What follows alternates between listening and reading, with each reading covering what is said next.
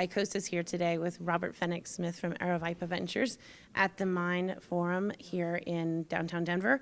And we want to talk to Robert a little bit about his firm, a little bit about your history. The firm's name is of interest. And then if you could share with us a little about what makes you different, please. What makes me different, huh? My firm is called Aravaipa Ventures, founded back in 2008.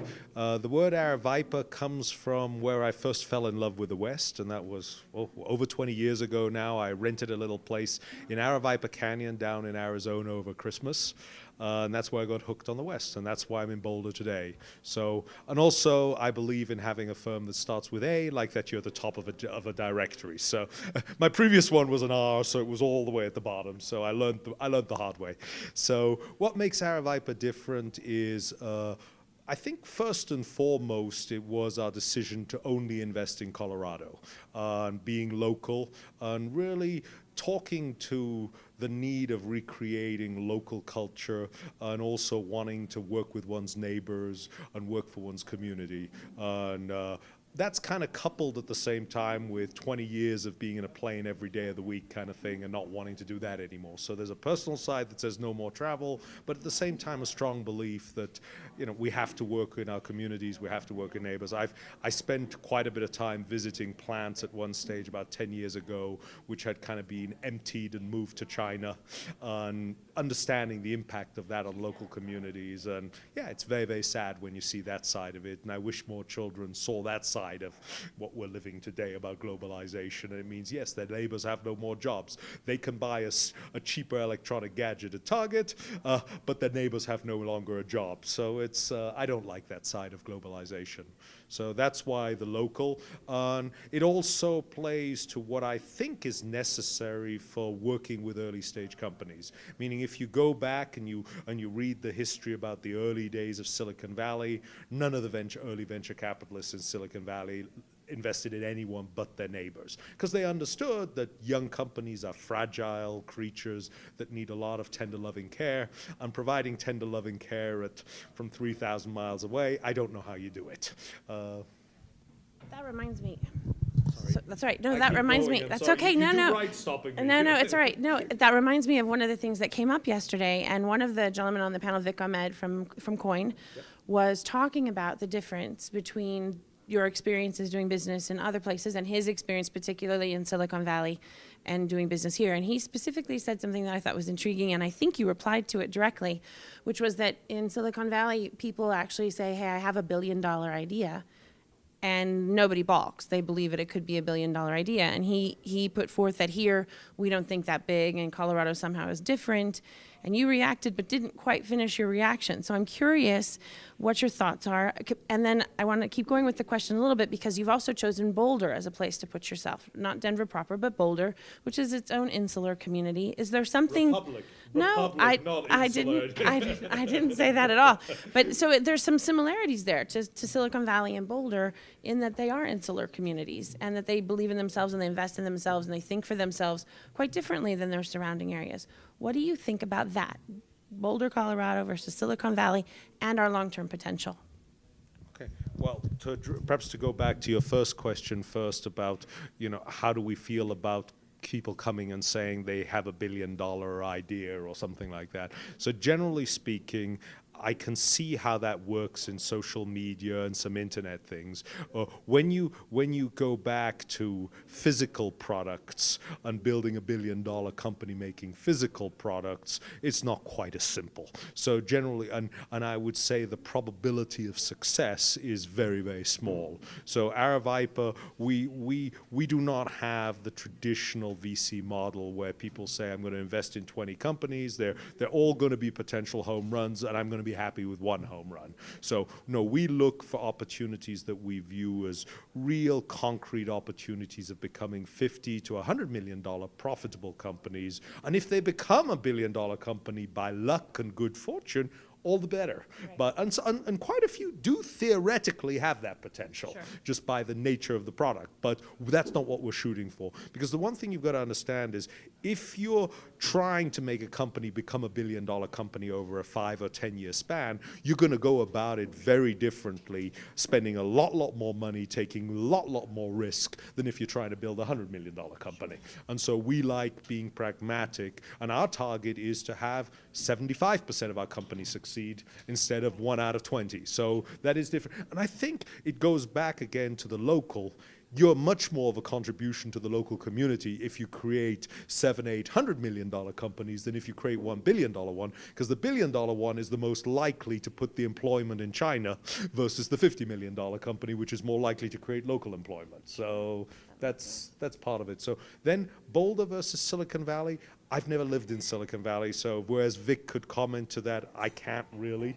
I've been there a few times. It clearly is a much more, it is the most creative entrepreneurial place in the world. So, nothing meets Silicon Valley, I think.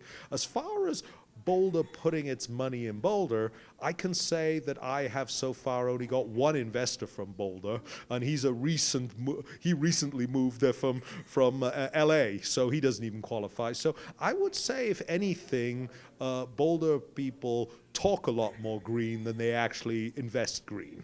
So I said it, so I can say it, and I'm prepared to stand up to any Boulder resident who wants to say the opposite. I'd actually like to meet the ones who want to do the opposite. So another question, I want to go a different direction, and then we can stop if we need to move on to something else. But this is a totally different direction, something that ICOSA has written about and talked about before, and that's the mentality of immigrants. And one thing I noticed yesterday at the panel you were on was that it was a multicultural group of people. And it appeared to me, and I don't have the whole list in front of me, but it didn't seem to me there was anybody named Bob from Dallas. It was people who are from all around the world who have convened here today and this week to discuss innovation and global issues. And it made me think about all of you and why you've chosen this place and this country and what it means to be here. You've worked, I know, in Switzerland and Italy and Germany and in many other places. And why here? What is it about this culture that makes you want to innovate here?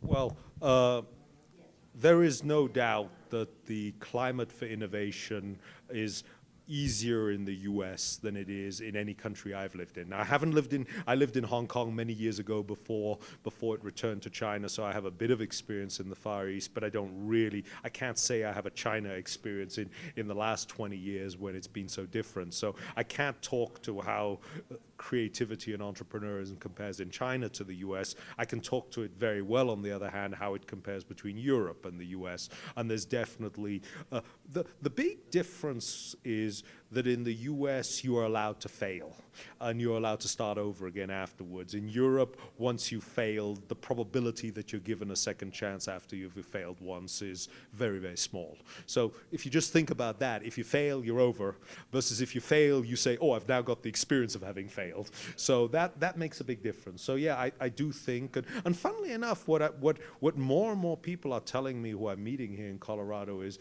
that Colorado is actually much more entrepreneurial than most of the other places in the US, which I did not know before moving here. So in that sense, I was lucky. That was pure luck. Very good. Anything else about Aravaipa you'd like to add or talk about any client companies, anything? No, well, perhaps one of the things about Aravaipa where we feel quite strongly about is we're a fund that's very different from other funds, meaning we're an open-ended fund.